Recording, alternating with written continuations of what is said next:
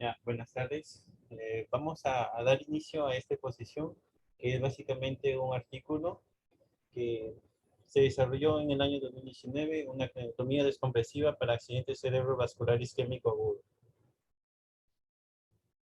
Cuando hablamos de un ACV isquémico, definitivamente que es todo un mundo, ¿no? Dado que eh, nuestro cerebro tiene todo un sistema amplio de vasos, ya sea de mediano y de gran calibre, que cuando ya hay una alteración de estos, o sea por un trombo, por una hemorragia o por algún trauma o una lesión cerebral traumática, ya genera un daño por ende a nivel de nuestro cerebro. El ictus maligno ocurre por un subgrupo de pacientes que padecen infarto cerebral isquémico.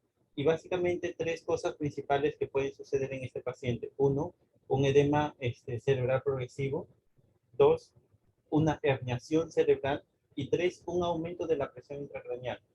Lo cual, teniendo en cuenta estos tres conceptos claves para detectar un ictus maligno, vamos a poder tomar esa decisión en qué momento voy a hacer una craniotomía descompresiva, cuál va a ser mi abordaje, si es supratentorial o suboccipital, y por ende vamos a también a poder discernir si mi paciente es el momento de hacerlo o de retenerlo, ¿no? Este procedimiento. La craniotomía descompresiva, el objetivo es abrir una caja cerrada, ¿no? Ha demostrado el efecto de salvar vidas tanto supratentoriales o infratentoriales o suboccipitales. ¿Ya?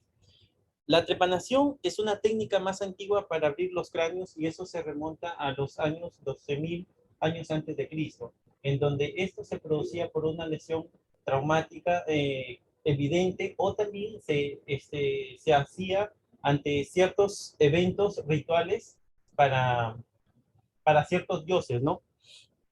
Ahora, en el año 1901, Theodor Korsch declaró que el alivio de la presión mediante la trepanación quirúrgica está claramente indicada en todos los casos con hipertensión intracraneal, uno de los tres componentes principales, hipertensión intracraneal. Acordémonos que el otro era un edema progresivo y el otro era una herniación cerebral. Ya en 1908, Hervey Cushing descubrió que con precisión la lesión cerebral primaria y la secundaria, y así allanó el camino para su concepto en craniotomía descompresiva subtemporal por una lesión cerebral traumática, ¿no?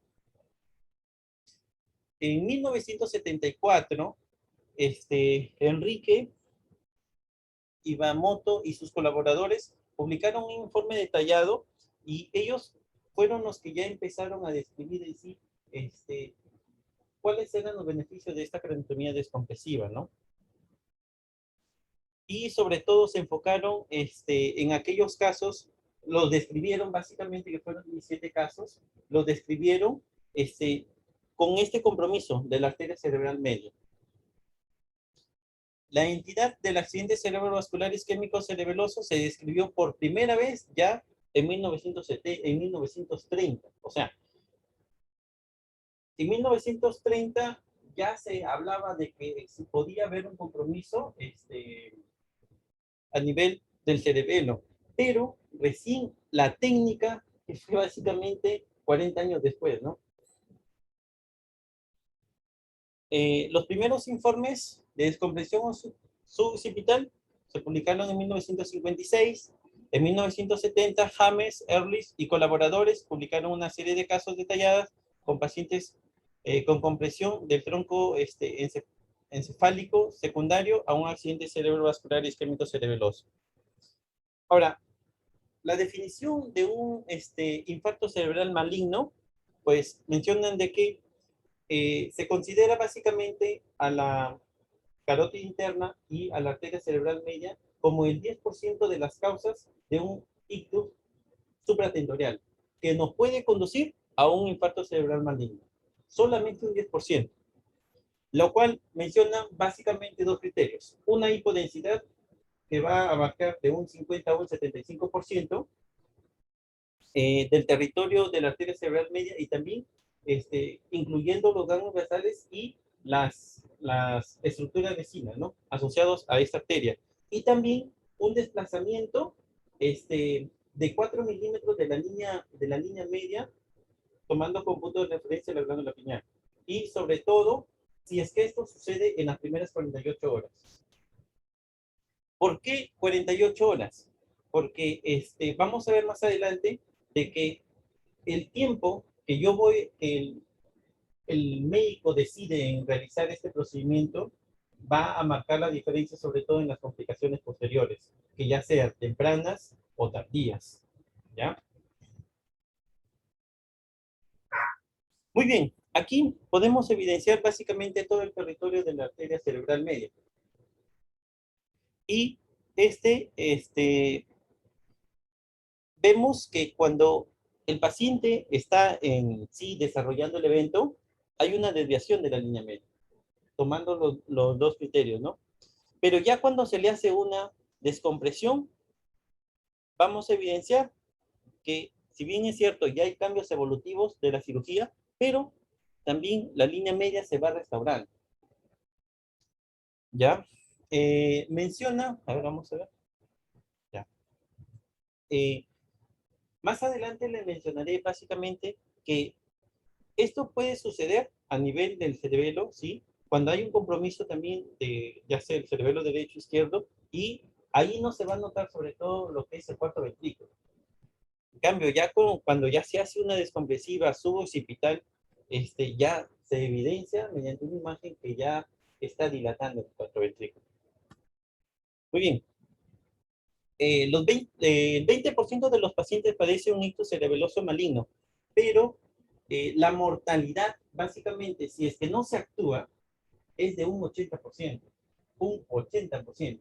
Sin embargo, si le hacemos por lo menos, tomamos la iniciativa de realizar este procedimiento, va a haber una mejoría en estos pacientes y teniendo en cuenta el tiempo de acción.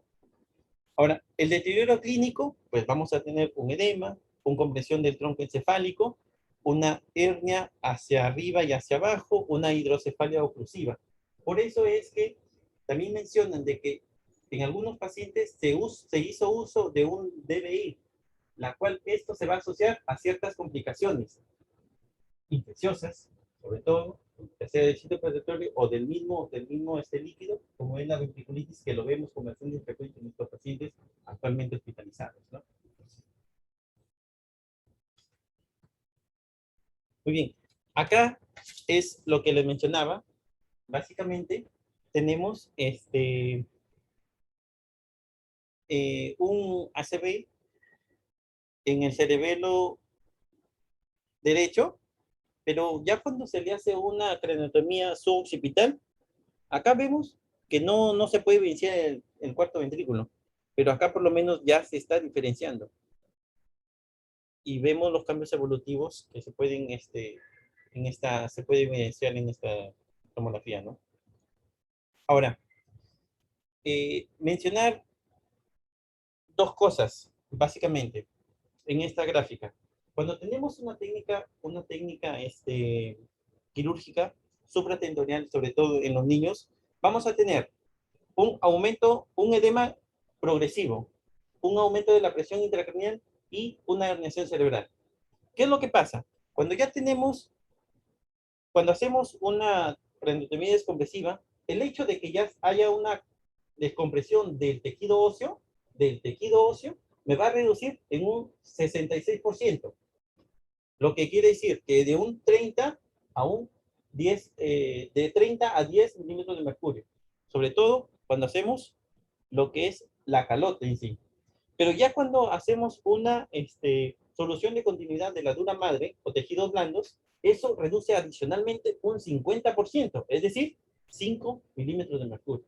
Es de gran importancia esto. ¿Por qué? Porque ya cuando hablamos de técnicas, entonces vamos a tener lo siguiente. Es casi el mismo procedimiento.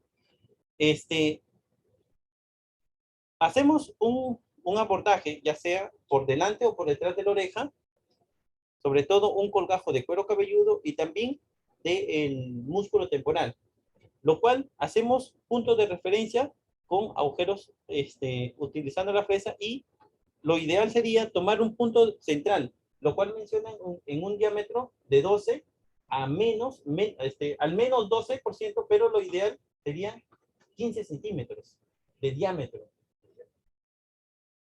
Ya. ¿Cuál deseas? Ah, pues,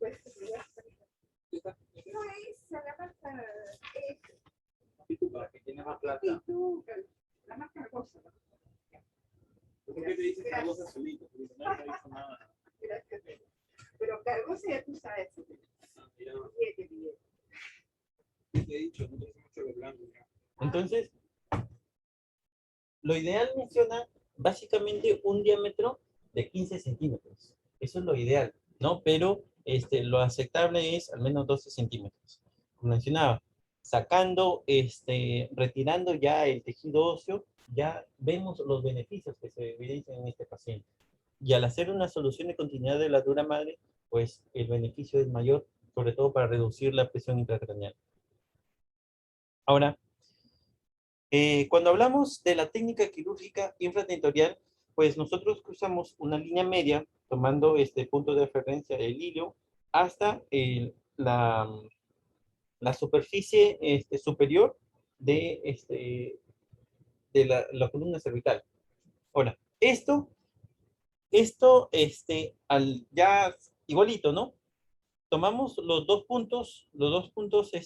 agujeros en fresa, y sobre todo, teniendo un punto medio de referencia, y el corte aquí para la dura madre, menciona la literatura que tiene que ser en Y, ¿no? Ahora, en estos pacientes no es necesario hacer una cranioplastia, dado que los músculos que van a estar del cuello hasta lo que es la región occipital, ellos pueden generar o funcionar como una especie de hueso, pero ya en este caso sería el músculo, ¿no? Lo cual no va a permitir que eso sea una complicación de cosmética, ¿no?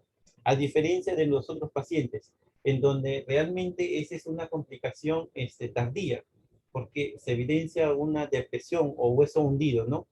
Un defecto. Ahora, cuando ya tenemos la estructura, mencionan dos técnicas para conservación, ya sea una técnica en un ambiente estéril, básicamente a menos 80 grados, o, en nuestra cavidad abdominal, en el tejido graso.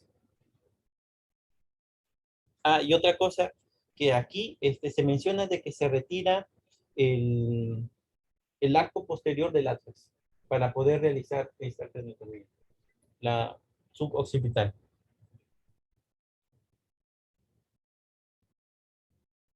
Ok. eh, Otra de las cosas que hay que mencionar aquí, básicamente, cuando ya describen el ACV isquémico en el adulto, mencionan de otros 8 estudios, de los cuales principalmente 3 que son el decimal, el destino 3 y también el Halmen, que son los 3 estudios con mayor relevancia e importancia. ¿Por qué? Porque en estos estudios básicamente tomaron en cuenta las edades que son de gran importancia, en donde mencionan de que en el rango de 18 a 60 años, el beneficio que se obtiene, y sobre todo en un tiempo, actuando en un tiempo de 48 horas, pues el paciente va a tener mejor recuperación. A diferencia de que si al paciente lo tengo más de 48 horas, en donde las complicaciones sí van a ser más grandes. ¿Por qué? Porque la repercusión en el deterioro el sistema nervioso, el cerebro, el deterioro, porque hay más daño celular a nivel, las complicaciones van a ser mayores.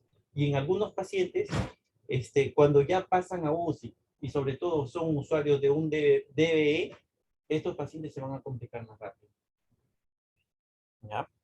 Y bueno, cada uno va a tener su técnica, ¿no? Eh, Craniotomía, entre otras cosas que hay que considerar, ¿no? Ah, y otra cosa también adicional es el tiempo. El tiempo de en qué momento yo puedo hacer una cranioplastía. Mencionaba en los estudios de que si el paciente se hace una cranioplastía en menores de 2 meses, pues no va a ser tan beneficioso. ¿Por qué? Porque ese paciente se va a complicar con infecciones. Y como el defecto del hueso hundido o cuando ya se saca eso, no va a haber un adecuado flujo o una perfusión cerebral, no va a ser adecuada por ese mismo defecto, y puede haber también resangrados en estas zonas. Ahora, aquí en este cuadro, básicamente para mencionar lo siguiente, de que incluyendo todos los factores que me determinan la edad del paciente, el tiempo en que yo voy a actuar realizando el procedimiento, va a tener una significancia según ese estudio que va a estar entre menos de 0,5 a 0, lo cual es un valor muy significativo, sobre todo, y va el beneficio va a ser mayor, tomando en consideración estos criterios, ¿no? Ahora, las complicaciones, dentro de las complicaciones mencionaban complicaciones tempranas y complicaciones tardías. Las complicaciones tempranas, que eran las que se daban en un instante y sobre todo incluían las hemorragias a nivel del sistema nervioso central, la infección del sitio operatorio y también a nivel del líquido cefalorraquídeo, los higromas, que estos higromas se presentan básicamente en un 30 a un 80%.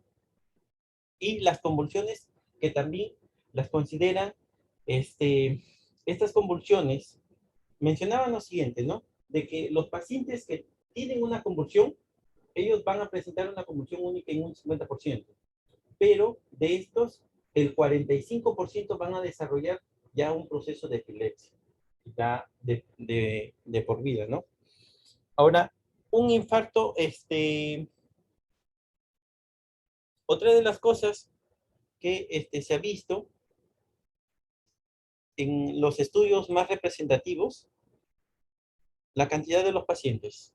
El número de pacientes que presentaron complicaciones, 20 pacientes, sobre todo podemos ver que presentaron, según este estudio, presentaron complicaciones a nivel del sistema nervioso central e infección del sitio quirúrgico.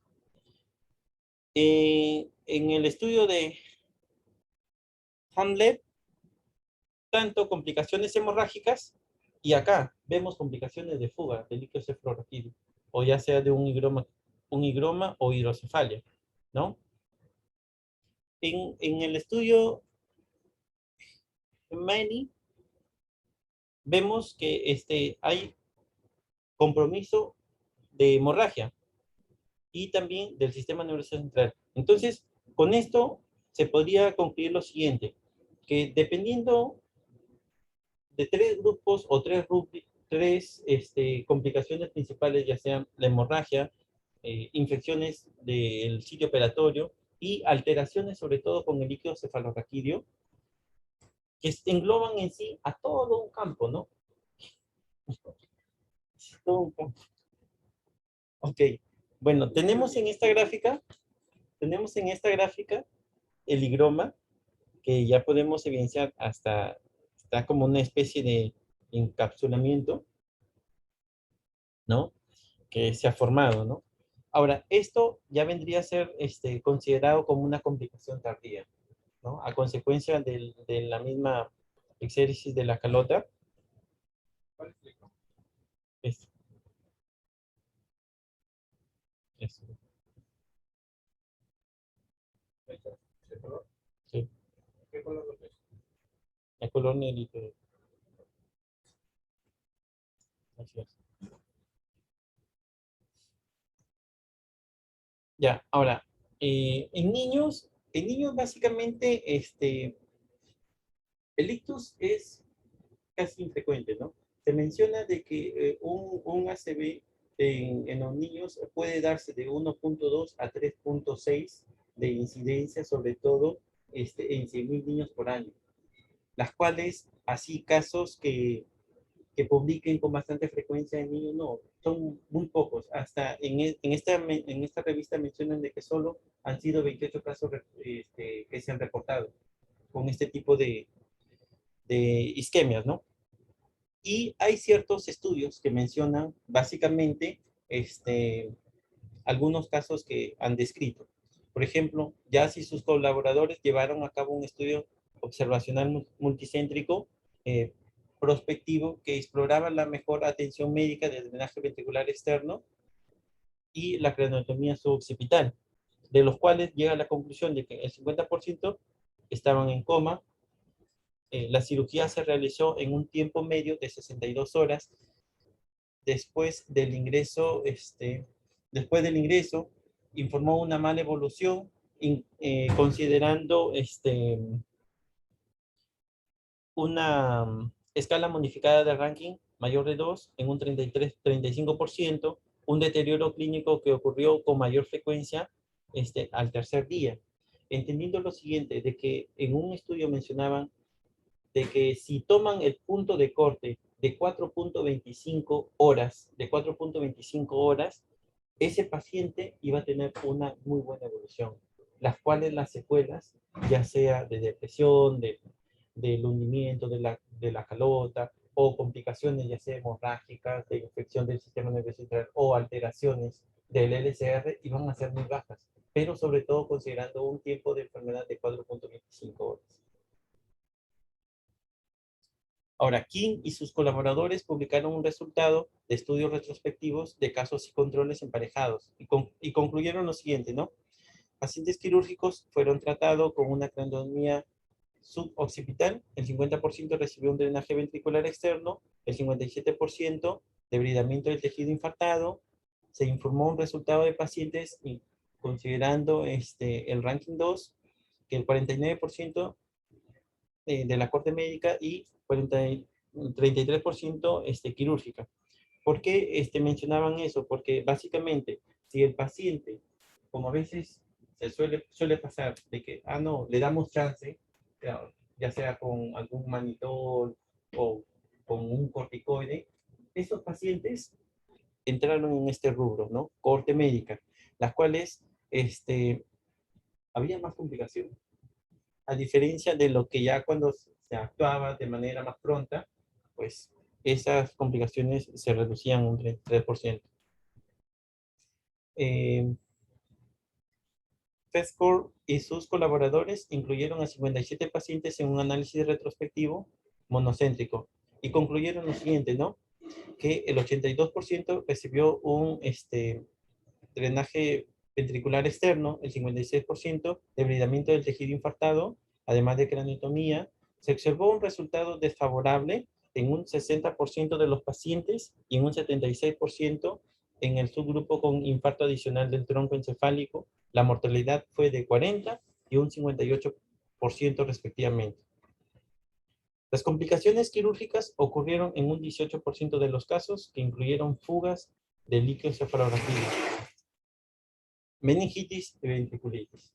O sea, nos podemos dar cuenta que, como en el cuadro que se pudo mostrar, en algunos pacientes van a desarrollar complicaciones hemorrágicas y en otras pacientes sí, pues efectivamente una infección del líquido cefalorraquídeo o alteraciones del líquido cefalorraquídeo, ¿no? Ya, bueno, aquí tenemos varios estudios en donde algunos se enfocaron en la descripción de casos de craniotomía descompresiva supratentorial y en otros infratentorial, de los cuales vemos que debido a la poca incidencia de casos que tiene un paciente pediátrico, sobre todo infratentoriales, pues vemos que solamente son unos 3 estudios, según este artículo, ¿no? 3 estudios que describen eso. ¿Por qué? Porque no es frecuente. Y si es que se diera, básicamente el diagnóstico no va a ser tan rápido, porque demoran en producir una clínica florida, y sobre todo no, no se va a actuar de manera pronta. Vemos aquí, tenemos a una resonancia con un paciente con anemia multiforme, si mal no recuerdo, sí, una anemia multiforme, y todo su compromiso, ¿no? Todo su compromiso todo el área de la arteria cerebral media, ¿no? Comprometida. ¿Por qué, por qué se menciona esto? Y también se describe en el artículo, porque las causas principales en un paciente pediátrico con un ACV isquémico son cardiológicas, hematológicas, y, y también pueden darse por causas traumáticas. Y en este caso, mencionaban de que tanto las cardiológicas como las hematológicas son las causas más frecuentes, sobre todo en pacientes pediátricos.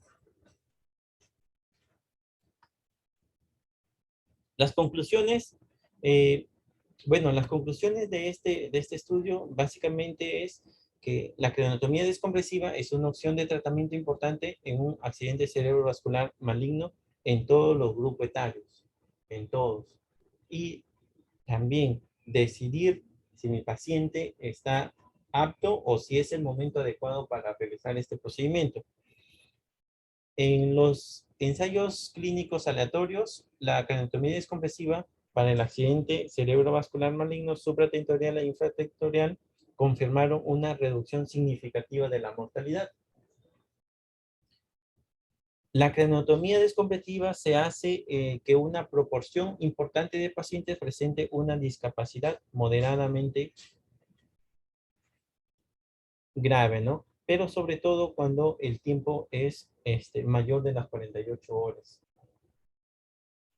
El conocimiento preciso de los datos relevantes es crucial en el proceso de toma de decisiones para pacientes individuales, ¿no? No hay que ser de manera general o generalizar a todos los pacientes, vamos a hacerle una craniotomía descompresiva, no.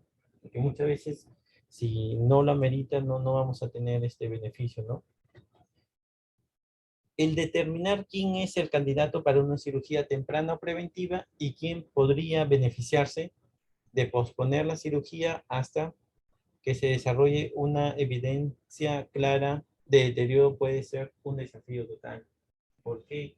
Porque en los pacientes, si tenemos todas las herramientas, tenemos una imagen de por medio, vamos a poder actuar. A diferencia de, por ejemplo, si estamos en un lugar en donde no contamos con tomografías o no contamos con resonancias, esos pacientes muchas veces llegan acá complicados o derivados de otra zona y ya prácticamente no podemos hacer nada, ¿no? Y para el accidente cerebrovascular maligno cerebeloso, el nivel de evidencia en general es más bajo, dado que los casos son pocos y no los podemos diagnosticar fácilmente.